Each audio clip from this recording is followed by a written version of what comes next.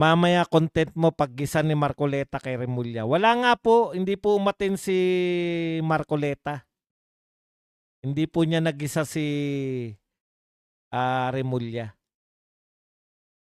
Hindi po siya umatin sa hearing.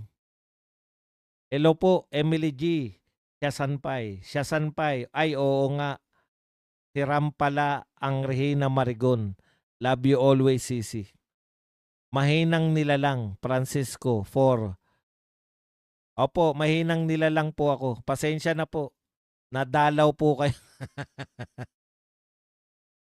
Nadalaw kayo sa mahinang nilalang.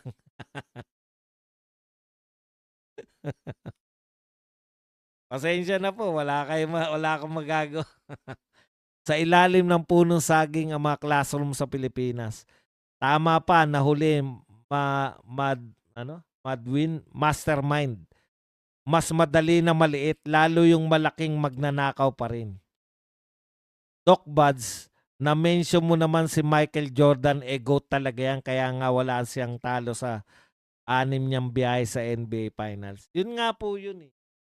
Depensa ka po, unahin mo na yung depensahan yung mga Michael Jordan.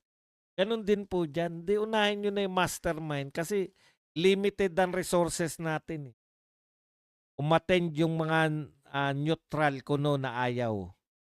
Ruru LG, hello. Good afternoon, MMLSO. Si Francisco, malakas na nilalang. Oo nga, nakakahiya kay Francisco.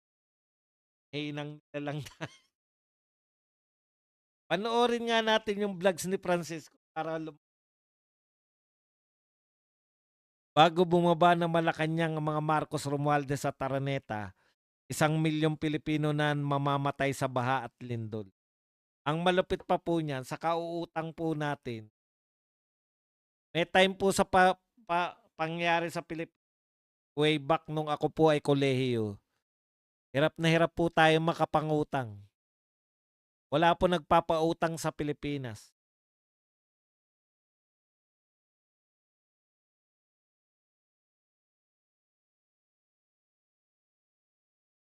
Ngayong marami nagpapautang sa Pilipinas.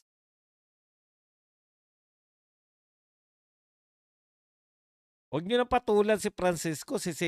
Di tuwan-tuwa lang yan. Ay, salamat, sumikat ako. ICI talk show na lang. Talk show lang, wala nang audience. Ombudsman weekdays noontime show.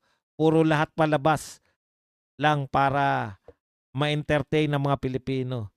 Wala nga pong palabas, hindi nga po naka-live kasi yung binawi pa, magla-live na raw sila next week.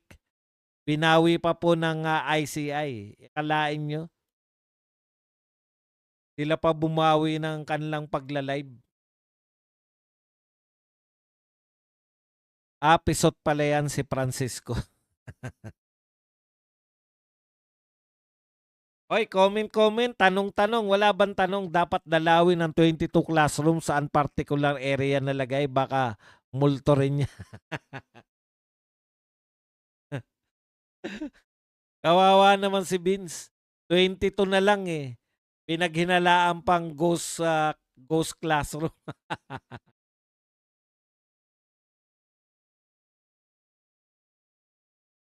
Franklin Pascual. Dapat dalawin. Ayan. Yung isa sa ICI, pinaghalong Percy Boy at Harry Doc Buds. Hybrid, napansin ko ang striking resemblance.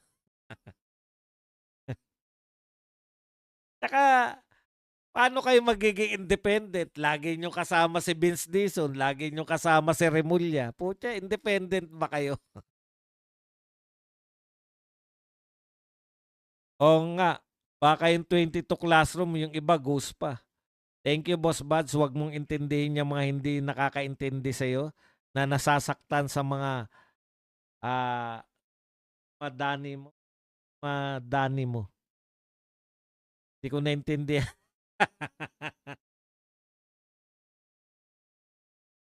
Pero naunawaan ko po kayo. Hirap din po ako mag-type sa cellphone. Na Boss Badong, ganda ng sombrero mo. Saan nakakabili niyan? Ito po nabibili sa anong tawag do'n? Bench. Ito, Pilipinas. Pero ano, ubos na 'to dahil nung ano, Francisco Tulak Droga Pisot. Yolanda Domingo, 'di na 'yan magla-live ang ICC. Sila-sila lang naman yung niloloko nila. Niloloko lang tayo. Tsaka yung mga katwiran nila, bakit hindi makapag-live? Ayusin pa raw yung mga para proteksyonan yung karapatan ng mga ano, witness. Ibig nyo sabihin, yung mga live ng Senate tsaka live ng Congress, walang proteksyon yung independent.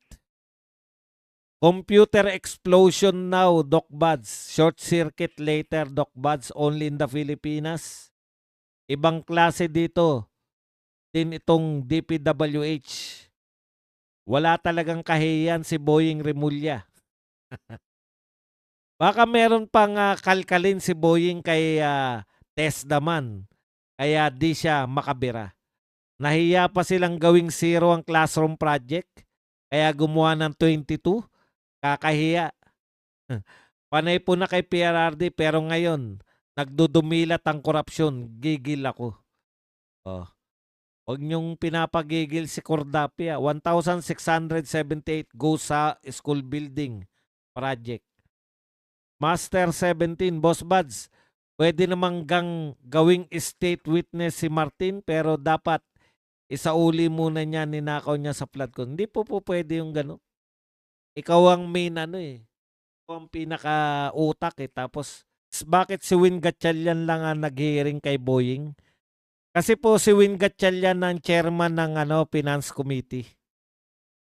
Kakagigil din yung mga mainstream media, ini-echo nga mga mali na narrative ng mga scriptwriter. Ganun na sila eh. Tapos aangal sila, bakit daw wala naniniwala sa kanila. Boss Buds, bakit si Win Gatchalian lang? Kuya Buds, 22 Ghost Classroom. Sino isusunod ni Remulla kay Villanueva? Si Estrada, si Escudero, Corriente Pamor. PD, gawin state witness si Tamba basta si BBM ituturo niya.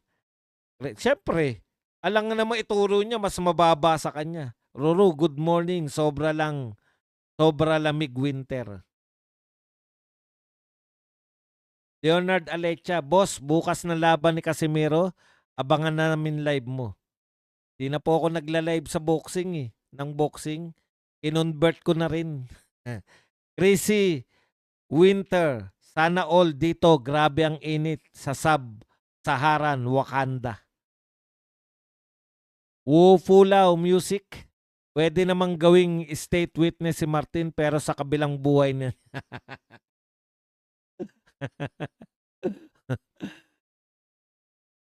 Maging state witness si Tamba kung may mataas sa kanya ang ituturo niya, posible si BBM at Lisa. Efren Gihode, ang bagong Magnificent Seven ng Pilipinas, Bongbong, Martin, Lisa, Boying, Claire, Risa, Zaldi, Soto. Yan. Ayon kay Daki Del Rosario.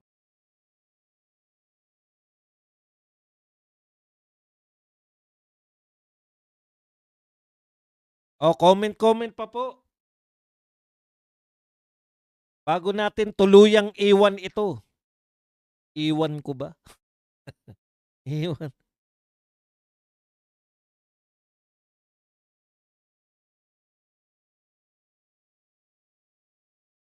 Di na dapat silang panoorin. Yang mga mainstream media, di naman nila sinasabi ang totoo, di tulad ng mga vloggers like you, Sir Buds. And thank you very much sa tiwala sa aming mga vlogger. Hindi rin naman lahat ng vlogger ay dapat pagtiwalaan. Yolanda Domingo. Ang best na state witness si Saldico kung di nila mapatay o diskaya.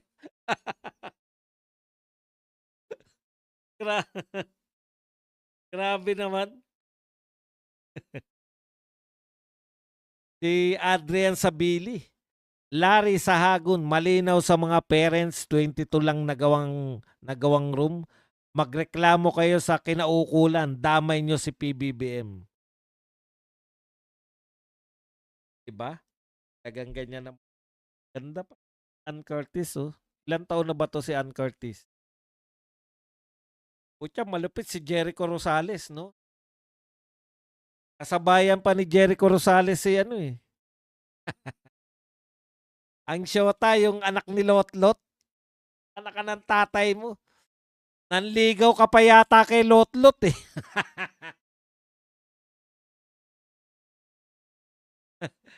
Diba, tropa ka ni Ramon Christopher. Si Jericho Rosales, maawa ka naman boy. Wala kang patawad. Ganda pa naman yan no, nung anak ni Lotlot, no? Boss Buds, I'm watching from Daly City, California. Malinaw sa, ayan. Boss Buds, Babski, merong tulay dito sa Carmen, Davao del Norte. 6 years na, di pa rin tapos. Pinakbak na naman kasi.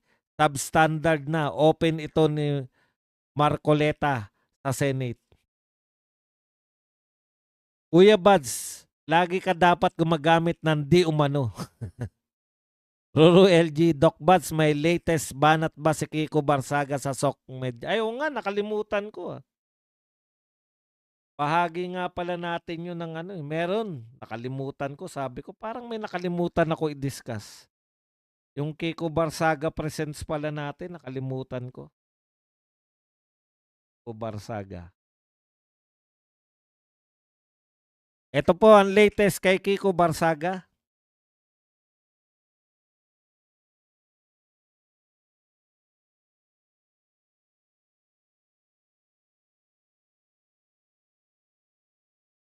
Breaking news, ayon kay Kiko Barsaga, Senator Wing Gatchalian told ICI not to live stream their hearing for confidentiality. Grabing akusasyon to ha. Ha? Wing Gatchalian, ikaw pala pumipigil sa live stream? O, eto po, maganda. CPP, NPA, NDF recruitment has increased due to public outrage against the Marcos administration. Alam niyo po, ito may katotohanan to. Naniniwala ko rito kasi ayon mismo kay Teddy Casino, nakakapag-recruit yung mga insurgents, yung mga rebelde sa hanay po ng mga aktivista. Ngayon, kung dumadami po yung mga aktivista, di ba? Dahil sa katiwalian, talagang dadami yung marirecruit nila.